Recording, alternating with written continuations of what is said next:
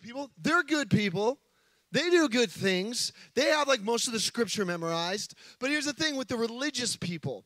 They don't like people that are different than them. They don't like people that don't live up to their standards. And they call those people sinners. And so Jesus is caught between the religious people and this group known as the sinners. Everyone say sinners. Really good. Really hold out the S. Sinners. That was good. That was good. Okay, good. So Jesus finds himself between these two groups. And this religious group, they got some beef with Jesus. They got some stuff with Jesus they don't like. And here's what they say to Jesus. They say, whoa, whoa, whoa, whoa, whoa, whoa, whoa, whoa. Jesus welcomes sinners and eats with them. So most of us would be like, okay, big whoop, who cares?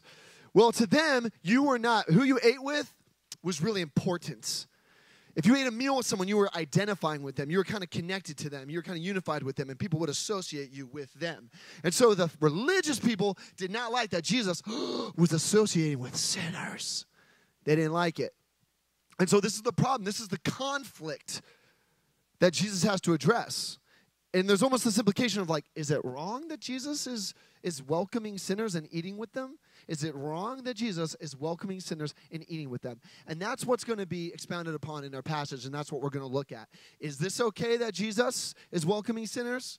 Is it okay that he's eating a meal with them? We're going to explore that. Now, what Jesus does, like 9 out of 10 times in the New Testament, is he's going to take a question or he's going to take an accusation, and rather than try to defend or argue against it, he's going to tell a story.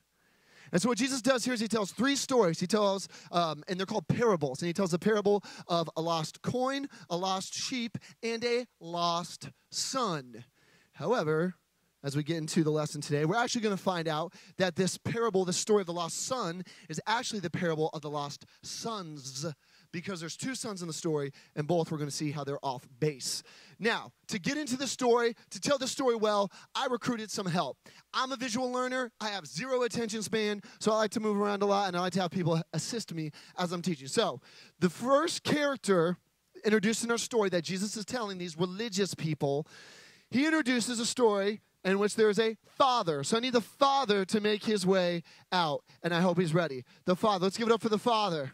Let's give it up for the father. Let's give it up. Now, don't let him fool you. He brought this outfit from home, okay? All right, so father, I need you to stand back here. This is the father. Now, I need to tell you a couple things about the father in the story. Now, maybe you've heard, I call this the story of the lost sons. Maybe you've heard this story referred to before as a parable of the prodigal son. We're going to refer to it as the parable or the story of the lost sons. And I've heard this story a million times growing up.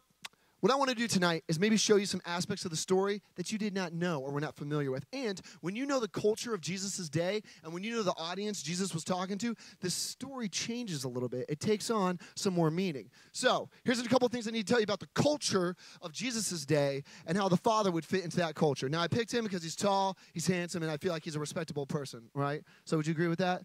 No? Okay, would you guys agree with that? Okay, good. See, they're showing you some love, man. Okay, so the father would be an elderly gentleman. He would be the head of his household. But what's more, he would often be the head of a whole village.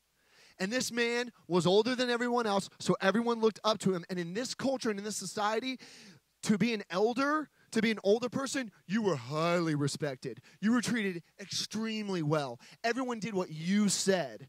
Now, our culture is a little different today, but in this culture, being older, automatically everyone looked up to you. Automatically people respected you. So everyone respected the father. He was a person that demanded respect. Now, he would carry himself a certain kind of way. An elder statesman or a father in this kind of scenario, again, head of a village, he would stand upright. You got great posture, dude. You're already good. You're already set. He would also wear a long, luxurious robe. You guys like that? Woo, nice robe. So he'd wear a long, luxurious robe. Now, this robe, this will factor in later. It's a little restrictive in how he can move, okay? Like if he was chased by a bear, he's probably not going to survive if he's wearing this skirt, okay? But here's the thing. This was intentional.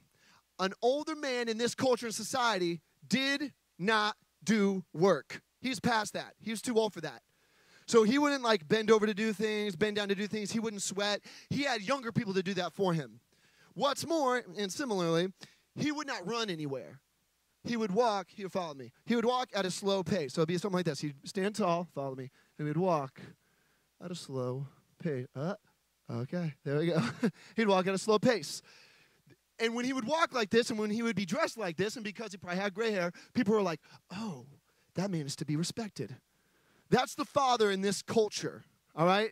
Now, the second character we have in the story today is the older brother. We're not giving specific names. We're just giving an older brother. So, older brother, come on out. Give it up for the older brother, everybody. Show him some love. Show him some love. Show him some love. Our older brother, I need you right here. All right, so the older brother in the story would respect his father.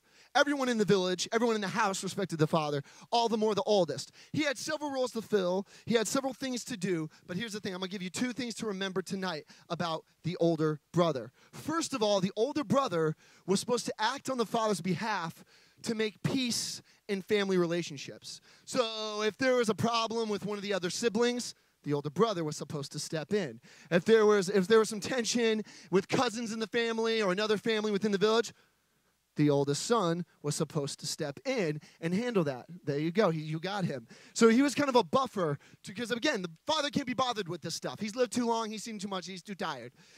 It needs to be respected. Now, the second function, besides making peace amongst the family, the second function the oldest son would serve is he would often, actually not often, always host parties for the father. So if the father was having this big shindig inviting the whole village, it would be shameful for the father to be at the door welcoming everyone. That's not what an elder statesman does. That's not what a father does. That's below him. That's beneath him. Rather, the oldest son, to honor his father, would be back at the door to greet the guests. He would bring people into the banquet. He would bring people into the feast while the father sat at the head table, which was a place of respect and honor. So that's what the oldest son would do. So first thing, he would mediate and reconcile relationships in the family. The second thing he would do is he would host parties and, again, be that kind of buffer to the father. That's what the oldest son does. Now, there's one more character in the story we're going to look at, and it is the youngest son. So let's bring out the youngest son. Bring him out. Youngest son, get out of here. There we go. Give it up for the youngest son. Give it up, give it up, give it up. All right, youngest son, I need you right here. All right, so we have the youngest son. His role, it's pretty easy. Just honor the father. Okay? Just honor, respect the father, honor and respect the oldest brother's role. So, are we all clear on the characters and what they're supposed to do in the household? Give me some head nods if you're getting it. Give me some head nods if you're getting it. Okay, we're good. Okay, don't hurt your neck. That was really... Okay, so, you got really into that. So, we have our character set up. Here's where the action unfolds. And this crazy thing happens that, again, if you've heard the story as a kid, you might think like, so, who cares? It's not a big deal. In this culture, it was a huge deal. One day, the youngest son, raise your hand, youngest son, wave to the people. The youngest son gets a bright idea. He comes to the father, so let's walk over to the father. He walks over to the father, he holds out his hand, and he demands his share of the inheritance. Now, some of us might think this is a bad look, but like probably more so like, hey, how rude. He's like asking his dad for money. That's kind of rude. Like he's asking his dad for his inheritance before he gets it. That's kind of greedy and selfish. Yes, it's greedy, and yes, it's selfish. But it's actually worse than that. In this culture, this is a thing that is not done. This would not happen. Essentially, what this dude is doing, he's not basically just being like, hey, Dad, can I have some money? What he's doing is he's basically saying, hey, old man, could you please hurry up and die? No, actually, I wish you were dead so then I could get my share of the inheritance. That's cold. Like, that's cold. I know, that's me. So... I'd have given him a whooping, but that's just me. So there's this book by this guy named Kenneth E. Bailey, and he researches a lot of stuff about this culture and the culture of Jesus' day and the people that would have been listening to the story. And this guy, the scholar, says when he talks to people that still exist in a culture like this, he says when he tells them this story, they all go, what? Like they don't say, what? Has he lost his mind? They can't believe it. And so this same scholar has asked people in this similar culture, hey, what would you do if your oldest son came and did this? They're like, give him a whooping and kick him out of my house because you don't do that. So this is a highly offensive thing. I need you guys to pick up on that. So he asked for his share of the inheritance. Before his father is dead, he's essentially asking, Dad, please hurry up and die and give me my money. Shocking. Appalling. But here's what's even more shocking. The father gives him his portion of the inheritance. Again, to the listening audience, they would have been like, what? What's he doing? Like, they wouldn't have understood it. What's the father? Is there something wrong with him? Like, why? He's just probably dishonored and disrespected himself by giving the youngest son money. This is something you did not do. But it happens in the story. Plot twist. Now, this would create some tension, probably between the father and the son, because the father is disrespected and the father is wounded by this. And so there's some relational conflict here. Who was supposed to help mediate and make peace in such altercations and fights like this? Who was supposed to? Point to him. Hey, yeah, the oldest. In the story, is he doing that? No, he fails. So he's not honoring and respecting the father by being like, whoa, little brother, we need to talk. So he's kind of dropped the ball there, and this is not the only time he's going to do this in the story. So he messes up. This guy is messed up by asking for the money. But here's what happens. He takes his inheritance, and in this culture, once you received your inheritance from your father, oh no, I just kicked something. Once you received your inheritance from your father, here's what you were supposed to do. You were supposed to kind of post up in the father's house for a significant amount of time. Hear that? A significant amount of time. Then, if you wanted to, you could sell your inheritance for money and then go do whatever you wanted. Okay? So, like, I'll use an analogy. If my dad passed away and left me his house, in today's culture, I could just say, I have a house, Pops. I'm just going to go ahead and just sell the house immediately and collect the money on that. In this culture, you weren't allowed to do that. You weren't supposed to do that. And to this culture, if I was still living this way today, I would have to live in my dad's house after he's passed on, and I'd have to live there for a significant amount of time. Then I could cash it in and go do whatever I wanted. To do anything less would be to disrespect the legacy and disrespect the memory of my father. And if my father is still alive, it would be to disrespect him in the here and now. So the youngest son is supposed to, even though he's not supposed to ask for his inheritance, and he does, he could at least maybe try to salvage honoring his father by dwelling in the father's house before he cashes his chips in. The story says in Luke 15, after just a few days, the youngest son splits and leaves. This is highly disrespectful to the father. And so here's what happens. The son leaves, and he goes to a far country. We're not told where. So here's what I need you to do. I need you to go. You're going to walk off stage here.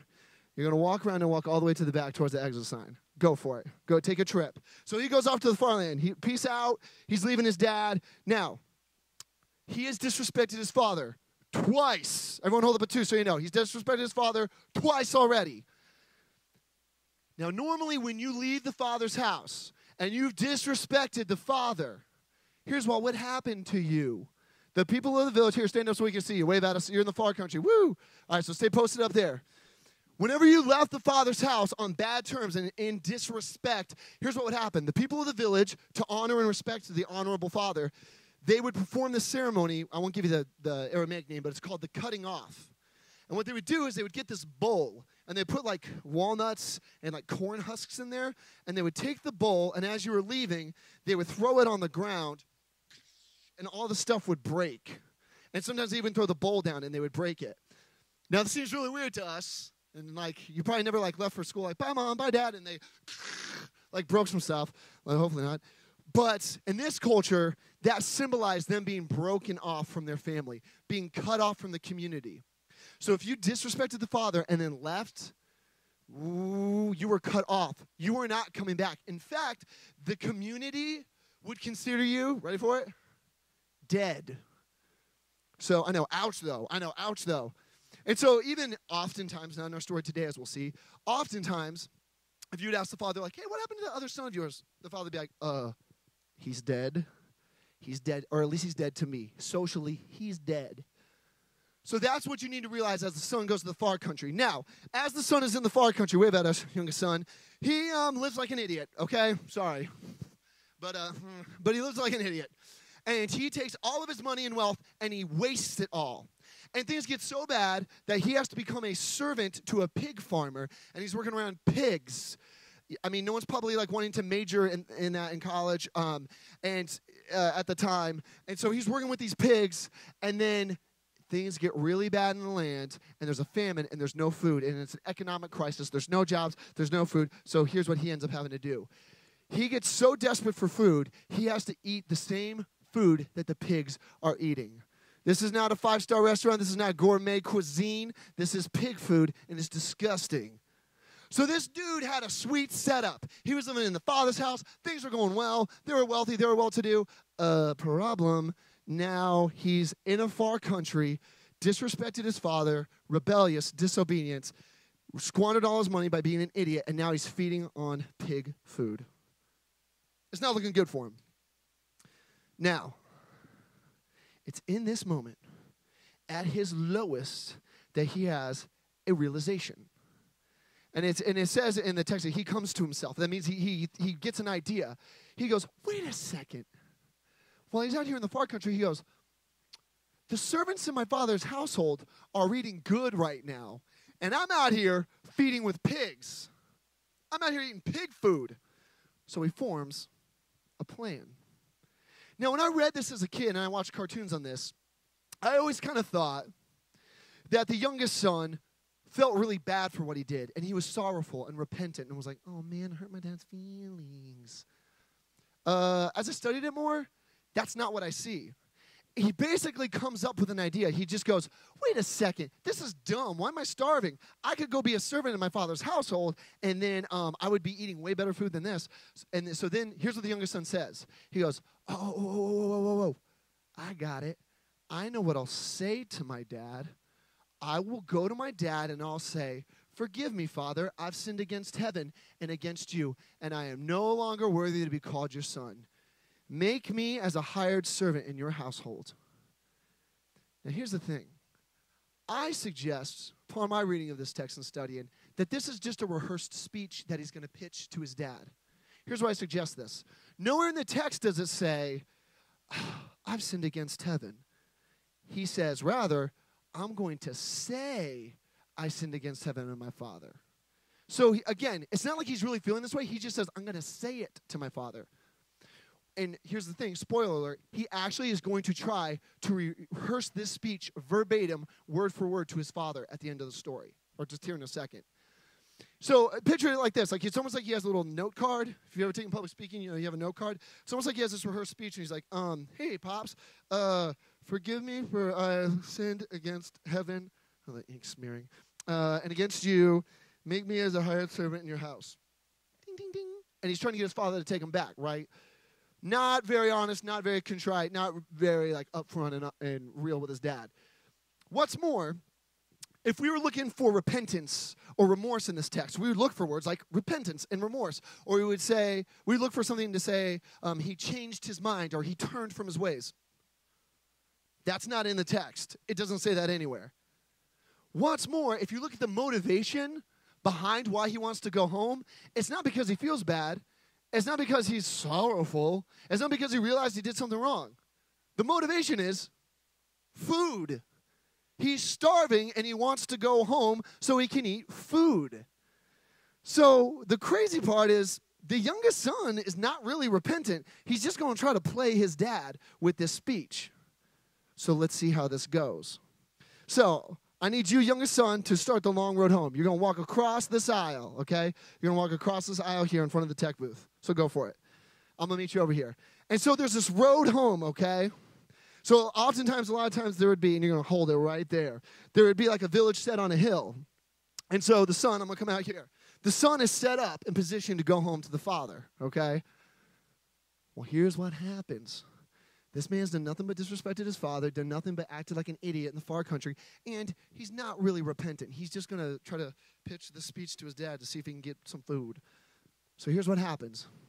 It says in the text that he's on the way home. Now catch this in the story. I didn't catch this when I was younger. He's not home yet. He doesn't even have an opportunity to get home, knock on the door and be like, hey, Dad, sorry. He's at the end of the road, great Boys to Men song, and his dad sees him and has compassion. The text points this out. It says the father sees, everyone says sees, and has compassion. Everyone say compassion. He sees and has compassion. In this society, that's not a normal reaction. That's not something that they would do.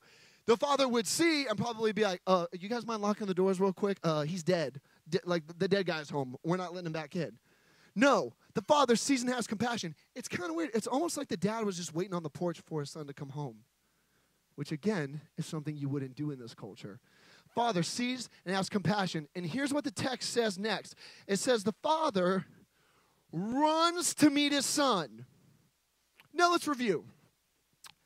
Does an older statesman, a father, a respectable figure in this culture, does he ever run? No. Here's another thing you need to know. One of the reasons why this father wore a long gown, it was obviously to communicate wealth and respect, but also, I don't know why this is the case, but in this culture, it was it was shameful for an old man to show off his legs. Which, if you've ever seen like a guy pushing 75 in bike shorts at the gym, you get it. You know what I'm saying? Like, so he's not supposed to show his legs, and he's not supposed to run. If he's going to run, is he going to be able to run in this? No, he's not going to be able to. So what's he going to have to do to run? Did someone say take it off? No, too far. You know, no, he has to hike. I heard a lot of the right answers. I heard one, take it off. No, he just would have to hike it up. He'd have to hike up his skirt and show off his legs. Now, as I stop. All right, come on. Weirdos. All right. So he would have to show off his legs. This in his culture would be shameful. All the other villagers would have, what?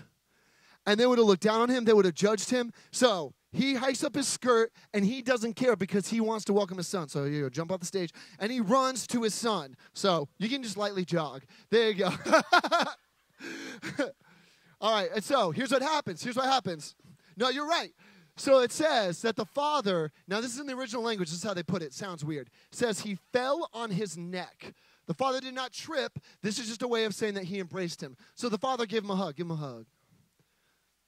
Oh, come on. That's beautiful. It's my special boy. So you guys wipe away those tears, those beaded tears running down your cheeks. Okay. So he hugs his son. Then, this is next level. Not only does he not give his son a whooping, not only does he say, dude, remember, you're cut off, you got to go. He turns and he screams to the household and he says, whoa. Guys. Go get my finest robe. Go get my finest ring. Go get all the nice clothes. Go kill a fat cow and we're going to have a party. We're going to celebrate. We're having a fat cow party because my son was dead. Because remember, socially, he was considered dead. He says, my son was dead, but now he's alive. He was lost and now he's found. Now, you might hear fat cow party and be like, what's he talking about? In this day and age, to celebrate a big event, you would kill a fattened calf. Has anyone here ever had a party where someone killed a fattened calf for you? No? You wish, man. You wish. Okay. In this culture of society, we think cows, we're like, yeah, a cow, there's like 1 billion of them. You drive out to the countryside, you see 1 million of them. When you hear cow in the story, don't think like story, or don't think like the animal. Think about wealth. A cow in this culture would be like killing a fattened calf for your son in this culture would be like your parents buying you a car. Like, it's that much money. Like, you didn't have a lot of cows back then. If you did, they were super expensive. So it's almost like he's like, hey, give him my finest ring and jewelry and clothes and get him a new car. This is next level. This dude has did nothing but dishonored his dad. His motives are impure. He's still in sin and rebellion. And his dad welcomes him, embraces him, and is going to throw him a fat cow party. Everyone say fat cow party. Maybe your birthday wish or theme for this year's birthday party. So then they go back into the house. So both of you guys, let's go. They go back into the house for this fat cow party. Now, at this time, the older son, what's he been doing? Older son is out working in the field. Older son, I need you to go stand by that exit sign. Older son is working out in the field, being a good oldest son, managing the father's property, doing all the things he's supposed to. That's good. And as the oldest son is out working, he hears a sound in the distance. I don't know what kind of music they played back then, but it's like party music. Okay? Apparently he heard house music and came running. So he drew near, took a couple steps towards this oldest son. He took some steps near. What's going on? Is there a party going on? So then he asks someone around. He goes, whoa, what's happening? What's happening in the house? What's going on over there?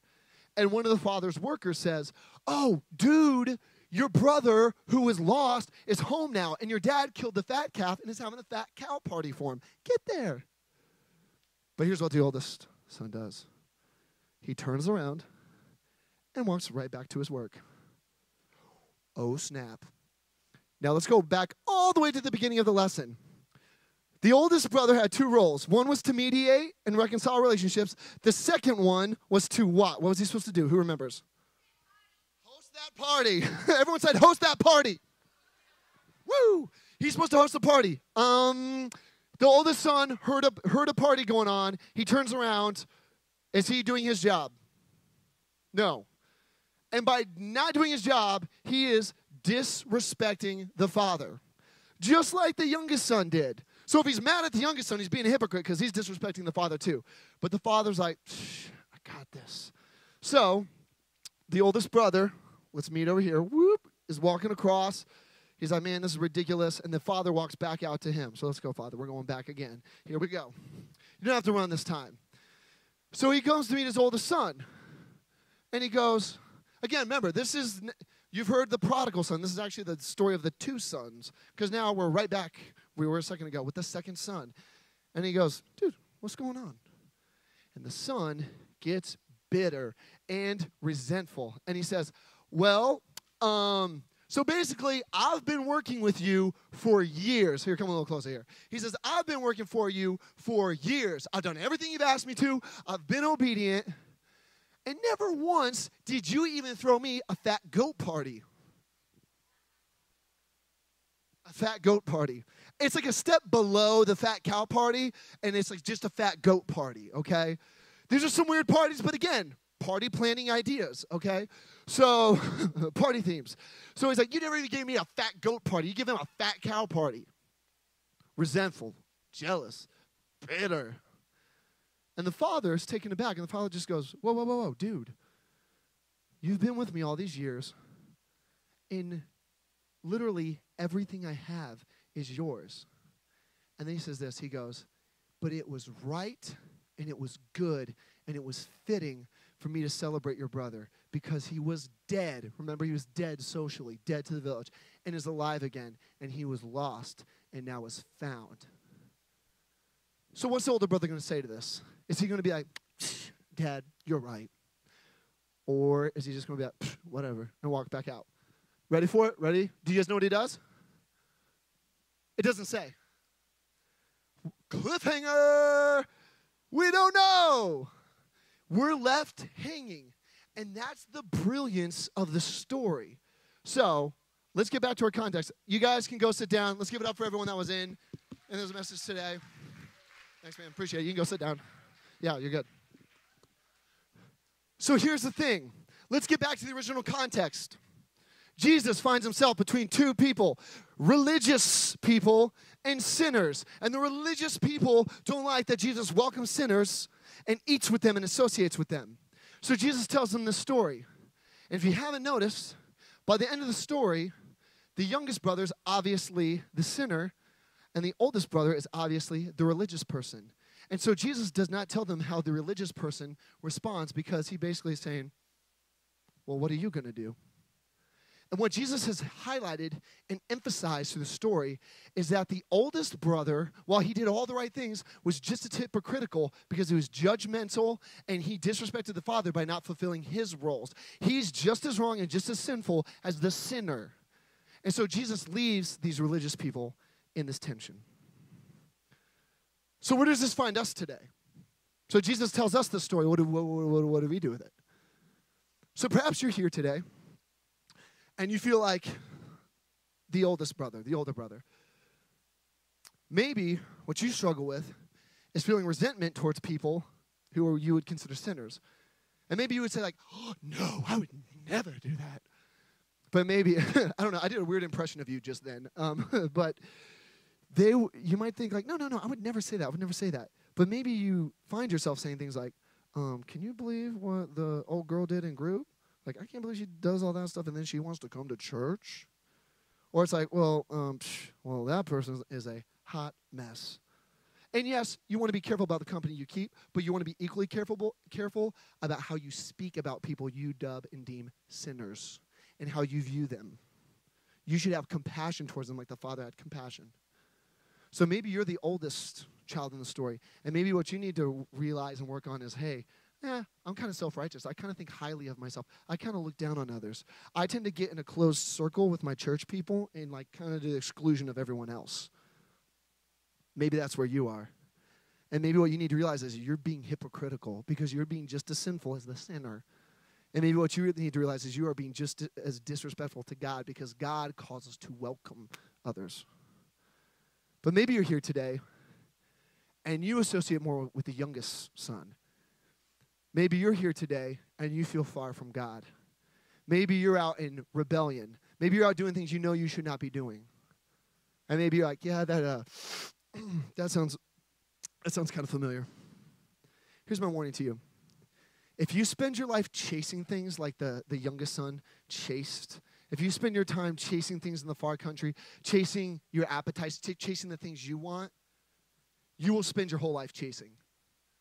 I've talked to people that all they did their whole life was just chase the next thing, chase the next thing. What's that? Ooh, the next thing that brings me pleasure. Ooh, the next thing I want to do. And they spend their whole lives chasing. They get to the end of their lives and they go, yeah, I never really found it. Maybe that is you today. And maybe today, you find yourself feeding with pigs when you could be feasting in the Father's house. And if that is you today, I just need to ask you this question. You know you can come home, right? You're never too far off. And God's hand is never too short to save. So maybe you think like, no, like, whatever, preacher man, you don't know what I've done. You're never too far. I just don't really feel like repenting right now. I am holding on to this stuff.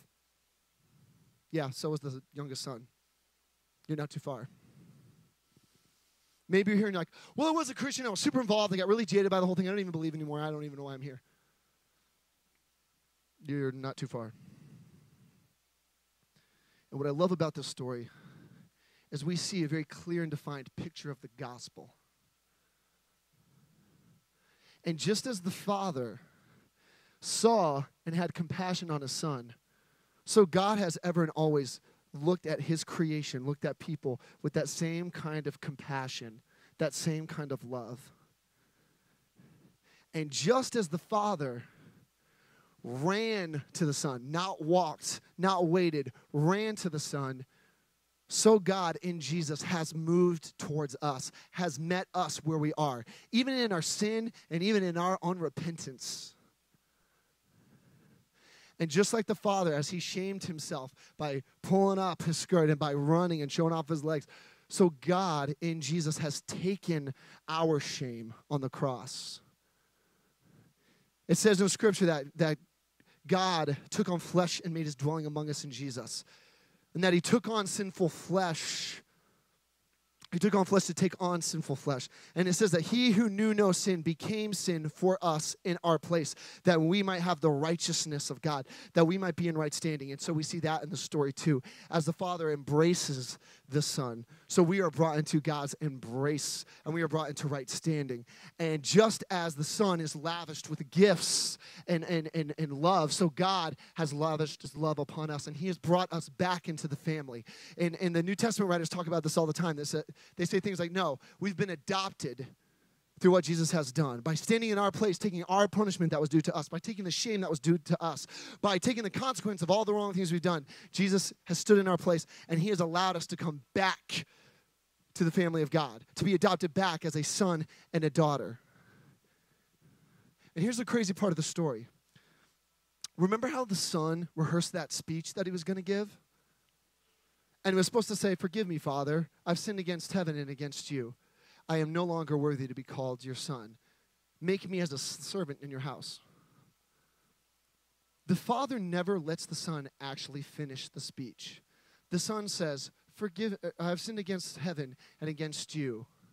I am no longer worthy to be called your son. And the Father stops and says, whoa, go fetch the stuff. Go fetch all the ring and the bowl and all that stuff. He doesn't let his son finish his speech. He does not let his son say, make me a servant in your house. Because you know what?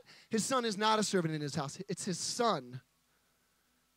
So likewise, God meets us where we're at. He embraces us where we're at. He brings us back and adopts us into his family. And we are not slaves and servants to do the same tired junk we've always done. We are sons and daughters. We are not slaves and servants. We are sons and daughters. And just as the Father brought the Son in and gave him all that stuff, God has lavished upon us grace upon grace. And just as the Father said, I'm sorry, but I have to celebrate because my son was dead and now he's alive.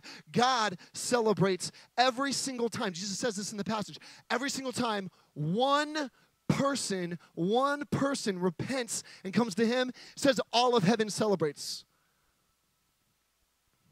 So today, whether you're found or being found, may you realize in a new and profound way that God in Jesus, in his great love and his great compassion, is the God who does not let us get to the end of the road, who does not let us get to the end of our sentence, but meets us where we're at, even in our sin, even in our transgression, even in our bad motives and our rebellion, and he embraces us, and he confronts us with grace, and he lavishes us with his love, and he says to us, you are not a servant or a slave, you are a son and you're a daughter.